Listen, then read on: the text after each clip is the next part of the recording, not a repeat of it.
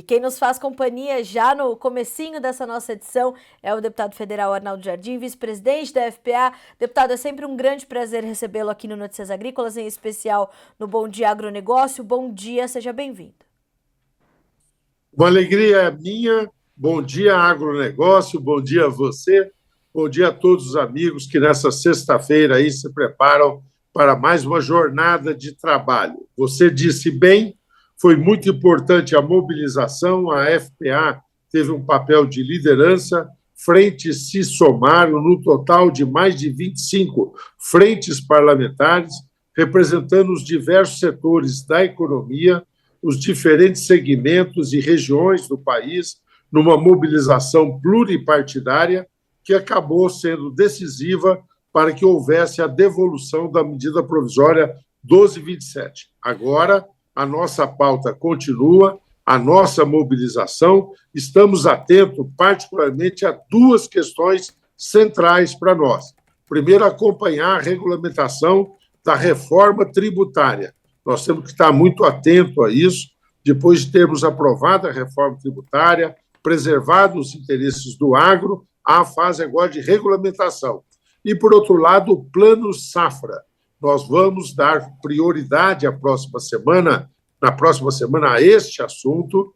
O Plano Safra será o foco das nossas iniciativas para que a gente possa garantir condições mínimas para financiamento, custeio da nova safra. Deputado, como é que fica essa articulação e fica essa movimentação do Plano Safra depois do acontecido, de sair, né, ainda nessa discussão se pediu demissão, se foi exonerado o ex-secretário de Política Agrícola, o Neri Geller, que ali era o responsável pela pasta, que estava ali cuidando do Plano Safra. Algum prejuízo no caminhar na construção do Plano Safra, ou o Ministério da Agricultura vai dando continuidade com normalidade às suas atividades para que sejam nas próximas semanas anunciadas as medidas desse plano? Bem, eu não posso ainda lhe dizer em nome do Ministério da Agricultura, porque não fomos comunicados de nenhum sinal, quem será o substituto do Neri Geller, ou como o Ministério conduzirá isso. De qualquer forma, nós queremos que isso rapidamente o Ministério possa se reorganizar. Realmente imagino que tenha necessidade de redefinir a equipe, porque quem fazia esse diálogo era o secretário de Política Agrícola, o Neri Geller. Mas nossa ação independe disso. A ação da FPA começou há tempos, quando nós formalizamos, após diálogo com todas as entidades do setor, mas eu mencionaria particularmente a Confederação Nacional da Agricultura e mencionaria também a OCB, Organização das Cooperativas do Brasil. Nós formulamos pontos para o Plano Safra. O primeiro momento em que nós debatemos isso com todas as entidades, mais publicamente, afora as reuniões técnicas que já existem há vários meses, foi durante a realização da AgriShow, em Ribeirão Preto.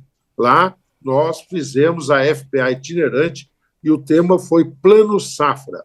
Ao final, saímos com um documento que norteia a ação da FPA, subscrito por muitas entidades, em que nós defendemos alguns pontos centrais que eu passo a mencionar, se você me permite. Primeiro, um esforço que consideramos importante, que no Plano Safra tenha destaque, significam recursos, taxa de juros adequada para o Plano de Construção de Armazéns, para o PCA. Depois disso, nós também continuamos com a importância e destacamos do Moder Frota, que é toda a linha para aquisição de equipamentos. Terceiro ponto nosso de concentração é o seguro. Nós tivemos o governo reformulando o Proagro, o governo próprio fez umas contas dizendo que essa reformulação significou uma economia de 2,4 bilhões e nós queremos que isso reforce o seguro, o PSR, o Programa de Seguro Rural. Nós, desde o ano passado, temos um volume muito insuficiente para a questão do seguro rural, então isso é um destaque para nós. Afora essas três linhas que eu mencionei, que é de construção dos armazéns, Moderfrota, e a questão do seguro rural, de uma forma geral, nós queremos que sejam redefinidas as taxas de juros. Afinal de contas, quando as taxas foram definidas o ano passado, a Selic estava em 12,75 e teve uma baixa desde então. E nós queremos que essa mesma diminuição, logicamente, seja para os juros das diferentes linhas do Plano Safra. Por isso, já foi destaque em algumas das reuniões tradicionais de terças-feiras da FPA, essa condição de haver um volume de recursos suficiente para subsidiar as taxas de juros, né, deputado, de forma adequada para atender o setor e também volumes de recursos suficientes para ampliar essa cobertura do seguro rural. Então, são essas algumas das duas prioridades da FPA, além dessa condição da armazenagem, que é algo que só se agrava, né, com o aumento da nossa capacidade produtiva. Precisamos aumentar, portanto, a nossa capacidade de armazenagem. Tudo isso está focado em garantir também que se amplie a competitividade do Brasil frente aos demais mercados, deputado? Muito bem, você resumiu de uma forma muito precisa. Então, do ponto de vista do Plano Safra estratégico, geral, linhas gerais, vamos falar, então, de taxas de juro e vamos falar de recursos para equalização de juros. O ano passado, nós tivemos 13,5 bilhões para equalização de juros. A produção cresceu, os custos cresceram e nós precisamos de avançar. Além disso, o número referência que nós colocamos na mesa, estamos dialogando com as diferentes autoridades, é um número em torno de 20 bilhões de reais. Mas queremos discutir isso numa planilha maior, rediscutir prazos e discutir a distribuição disso nas diferentes linhas. Além disso, nós temos também essas três prioridades do armazém, a construção de armazéns, a questão do seguro rural, também como uma fonte importante, e o maquinário. Tudo isso vai nesse sentido. Tudo isso vai no sentido exatamente de dar competitividade ao nosso agro. O governo festeja, desde o ano passado, a diminuição da inflação. E qual foi o fator mais decisivo para diminuir a inflação? Foi a queda dos preços, a diminuição da inflação dos alimentos. Então, é exatamente o setor agro, não só contribuindo de uma forma geral para o PIB, é o setor que mais dinamismo e mais tem contribuído para isso, contribuído para a balança comercial, é o setor em que o Brasil tem mais superávit entre aquilo que exporta e importa, e também esse aspecto importante que é o que você disse aí, da geração de empregos, da contribuição para que o país possa ter mercado exportador, competitividade internacional. Deputado, embora as expectativas sejam altas, entre esses pontos, a FPA tem algum que mais lhe chama atenção no que tange a dificuldades ou obstáculos que possa enfrentar junto do Ministério da Agricultura, principalmente por conta ali de recursos que precisaram ser alocados para atender os produtores do Rio Grande do Sul, enfim, desses pontos que o senhor elencou, tem algum que a FPA considera ser algum dos mais difíceis de ser atingidos até a data de divulgação do Plano Safra? Olha, os programas são muitos programas, são importantes. Nós temos o programa ABC, ABC+, o Agricultura de Baixo Carbono. Nós temos o programa de irrigação. Todos nós sabemos que o agro, o salto de qualidade, de produtividade que virá é com relação a isso. Nós temos uma preocupação com relação aos recursos para a extensão rural, para poder fazer chegar ao pequeno produtor a informação, a tecnologia. Nós temos a preocupação com relação aos recursos para a defesa sanitária, animal e vegetal. Isso é muito importante para nós. Então, os desafios são grandes, as linhas necessárias são diversas. Se você agora me pede para que eu elencasse um foco principal, na minha opinião, isso é uma opinião bem particular minha, mas acho que amparada em discussões que nós temos tido, nosso foco é seguro rural, porque eu não tenho dúvida que o Plano Safra continua importante. Hoje o mercado foi identificando novas formas de financiamento, o setor foi buscando novas alternativas. O Plano Safra continua muito importante, mas ele deixou de ser o único supridor disso. Então, nós estamos fazendo um momento de transição. Essa transição vai se efetivar quando nós tivermos um sistema muito sólido de seguro, porque é isso que garante aí ao nosso produtor continuidade, que ele possa suportar oscilações de mercado ou desafios climáticos. Prioridade, seguro, pelo recurso que deve vir, e uma discussão mais geral que nós vamos fazer, que é a reformulação do sistema de seguro rural no país. Deputado, nós temos já uma data oficial confirmada pelo Ministério da Agricultura para a frente parlamentar de quando será divulgado o Plano Safra 24-25? Não tivemos nenhuma informação oficial sobre isso.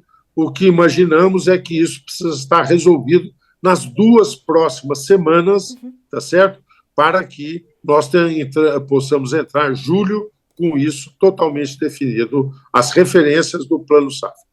O senhor citou também no começo da sua fala que um outro foco da Frente Parlamentar da Agropecuária é também a regulamentação da reforma tributária. A MP 1227 ela deu um baita susto no setor produtivo, mas falamos dessa articulação da frente e de mais outras 24, né, totalizando 25, que promoveram então essa devolução ao Poder Executivo da MP, mas continua ali no radar, continua no horizonte essa preocupação. E a reforma tributária é um tema no qual a FPA tem atuado, né, nas discussões de forma muito ativa. Quais são os pontos de atenção para esse momento, deputado?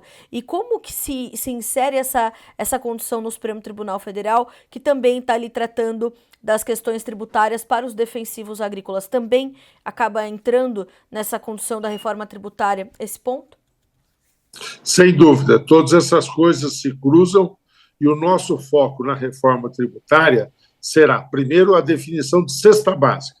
Nós queremos que, particularmente, o grupo de carnes possa estar inserido naquilo que compõe a cesta básica, além de outros itens que nós já formalizamos. Segundo, a caracterização do imposto seletivo, para que ele possa ser um reconhecimento do diferencial dos biocombustíveis e nós não tenhamos nenhum tipo de ameaça a partir disso com relação, por exemplo, aos defensivos agrícolas. E um terceiro ponto é garantir também o reconhecimento do ato cooperativo, tal como ele deve ser, para preservar aí a atuação das nossas cooperativas, tanto as cooperativas agro, como particularmente as cooperativas de crédito. São vários pontos, nós temos discutido com os diferentes deputados que compõem os grupos de trabalho, temos participado das sessões plenárias, mas essas questões referentes ao imposto seletivo, o cooperativismo e a cesta básica são focos de nossa atenção. O senhor se preocupa, deputado, lhe chama a atenção uma dificuldade do governo de olhar sempre para a arrecadação como uma saída para a compensação de outras necessidades? É preciso que discussões como essa que a FPA tem sejam cada vez mais intensificadas e levadas aos representantes do Poder Executivo para que se encontre maneiras que não há arrecadatória para pagar, né, de forma adequada as contas públicas ou talvez enxugá-las em algum momento para que as coisas comecem a se equilibrar? Por isso que foi muito importante, como você destacou no início da nossa conversa, eu acho que dessa forma a gente conclui bem, quer dizer, ver as questões que são pontuais, mas ver as questões que são estruturais. E essa coligação de frentes que nós conseguimos, a coalizão das frentes que atuou tão bem na MP, ela vai continuar em torno de outros temas e com destaque nós queremos colocar a questão da reforma administrativa. O governo poder disciplinar gastos, poder orientar os seus custos, poder cortar excessos para que a gente tenha o equilíbrio fiscal e o nosso país possa retomar o caminho do crescimento. Muito obrigado por essa oportunidade, um grande abraço a todos, um ótimo final de semana. Muito obrigada, deputado. Foi um prazer começar a nossa sexta-feira com o senhor aqui no Bom Dia Agronegócio. Volte mais vezes. As portas estão sempre abertas para o senhor e para a Frente Parlamentar da Agropecuária. Muito obrigada. Bom trabalho para o senhor. Para todos nós, um grande abraço. Um Obrigado. abraço.